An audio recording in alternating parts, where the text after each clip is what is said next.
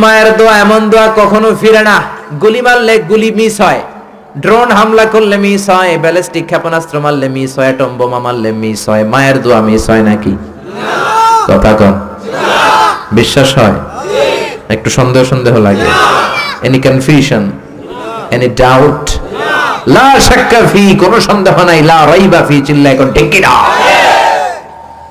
মায়ের দোয়া এমন দোয়া, মায়ের দোয়াটাও কবুল, বদ দোয়াটাও কবুল, ঠিক কি না? যদি এমন হতো শুধু দোয়াটা কবুল, তাহলে দোয়া না করুক সমস্যা নাই, কিন্তু বদ দোয়া করলেও কবুল করে কে? বদ দোয়া কবুল হয়ে গেলে সমস্যা আছে না নাই? এজন্য মা বাবার সাথে ভালো আচরণ করব। বাবা মার ছেলে মেয়েদের দৃষ্টান্ত তরমুজ আর ছুরির মতো। মা বাবা হলো ছুরি, ছেলে মেয়ে তরমুজ। তরমুজ নিচে রেখে উপর থেকে ছুরি মারলে তরমুজ কেটে যায়, আবার ছুরি নিচে রেখে উপর থেকে তরমুজ ফেললেও তরমুজ কেটে যায়। উভয় অবস্থায় তরমুজের ক্ষতি হয়, ছুরির কিছু হয়। কথা বুঝতে পেরেছেন? এই জন্য যত বড় আল্লাহর ওলি আপনি হন না, মা বাবা বদদোয়া দিলে কিন্তু লেগে যাবে, ঠিক কি না? বনি ইসরায়েলের একজন আবেদ ছিল, নাম জুরাইজ। নাম কি? বুখারীর বর্ণনা, প্রামাণ্য বর্ণনা আপনাদেরকে শোনাচ্ছি। জুরাইজ সে একজন অনেক বড় আল্লাহর ওলি। তাহাজ্জুদের নামাজ পড়তো রাতে। তাহাজ্জুদের নামাজ ছাড়া আল্লাহর ওলি হওয়া যায়? কথা বলেন। ومن الليل فتهجد به نافلة لك عسى أن يبعثك ربك مقاما محمودا। তাহাজ্জুদের নামাজ যদি আপনি পড়েন, আপনার মর্যাদা বাড়িয়ে দিবে কে? আল্লাহ। এই আল্লাহর ওলি জুরাইজ থাকতেন পাহাড়ের উপর। পাহাড়ের উপরে তাহাজ্জুদের নামাজ পড়ছেন। ইন দা মিন টাইম ওনার মা ওনাকে ডেকেছে, ইয়া জুরাইজ আশরিবনি ময়া, পানি খাওয়া।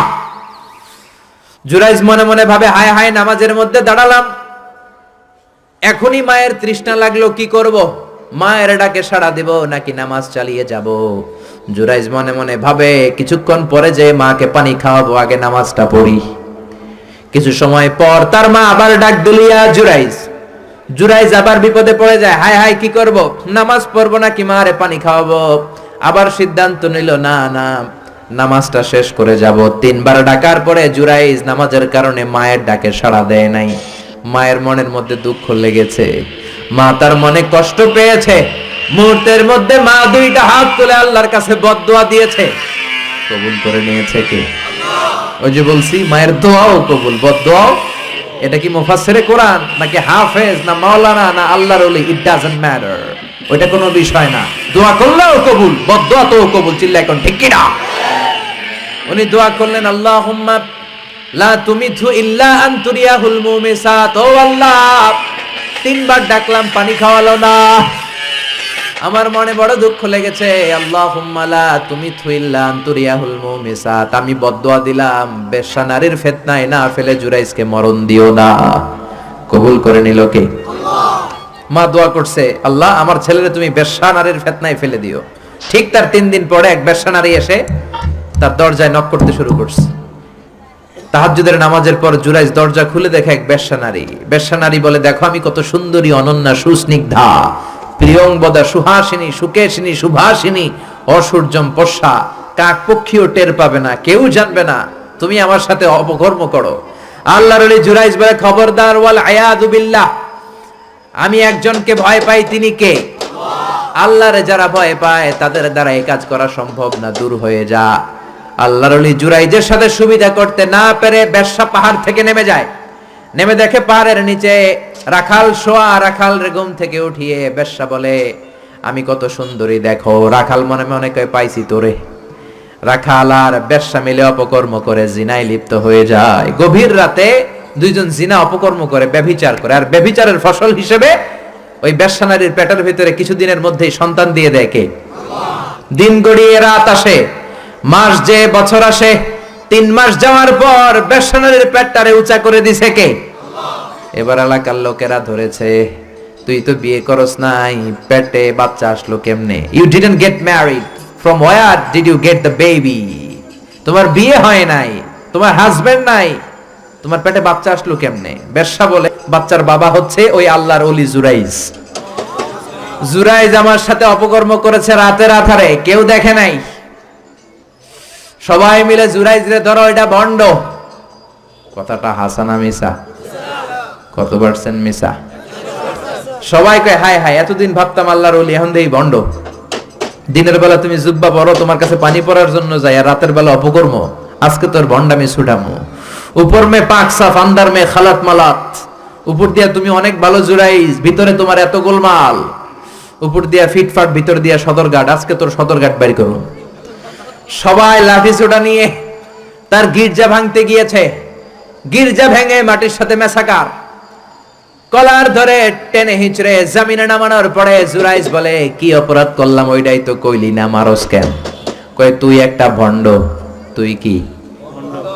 জুরাইজ বলে, কি অপরাধ করেছি বলো? সবাই বলে, তুমি আল্লাহর ওলি সেজে বসে আছো, জুব্বা পরে ভাব ধরেছো, রাতের আধারে অপকর্ম করেছো, এই বেশ্যা নারীকে তুমি গর্ভবতী করেছো, এই বেশ্যা নারীর পেটের ভেতরে যে সন্তান, এইটার বাবা হইলি তুই জুরাইজ।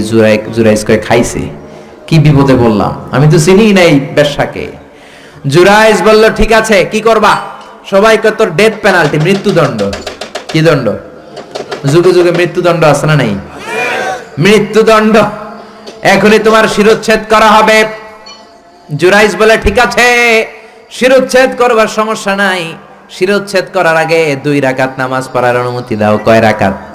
আল্লাহর ওলি জুরাইজ চোখের পানি ছেড়ে 2 রাকাত নামাজ পড়ে আল্লাহর ডেকে বলে, আল্লাহ তুমি যদি এক হও, তুমি যদি কাদের হও, তুমি যদি সব ক্ষমতার মালিক হও, আজকে এই বেশ্যার পেটের বাচ্চাটার ইঙ্গিত করে একটা প্রশ্ন করব, তুমি পেটের বাচ্চার মুখের জবান খুলে দিবা। আল্লাহ পারে? এই ছোট্ট বাচ্চার জবান খুলে দিতে পারবে? এত ক্ষমতা আল্লাহর। হাজার হাজার মানুষ দাঁড়িয়ে আছে।